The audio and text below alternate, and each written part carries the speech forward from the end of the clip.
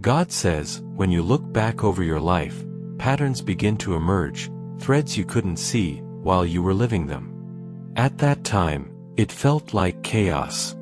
But now, with distance, you begin to notice the restraint woven into every moment.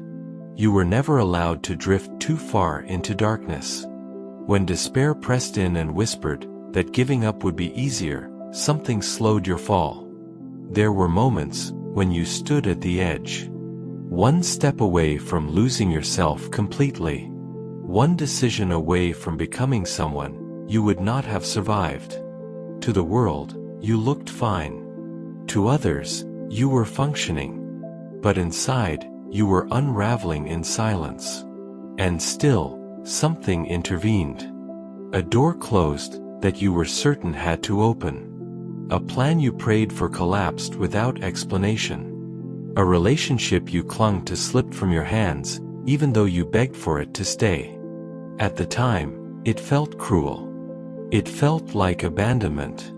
You questioned why everything you reached for seemed to dissolve just as you needed it most.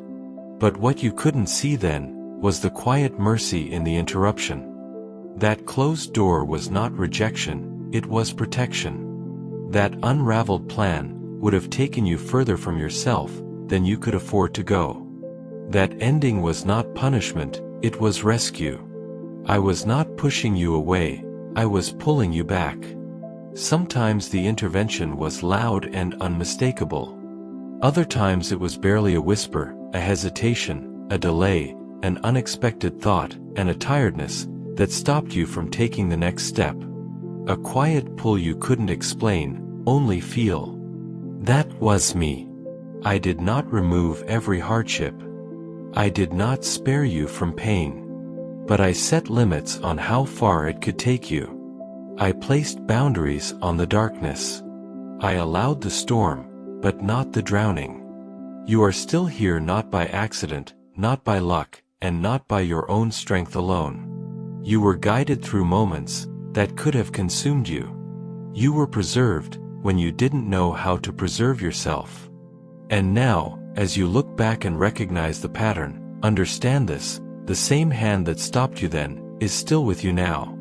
Still watching the edges. Still closing doors when necessary. And still pulling you back, again and again, toward life. Please type, "I love you, Lord." Please like and subscribe. Thanks for watching.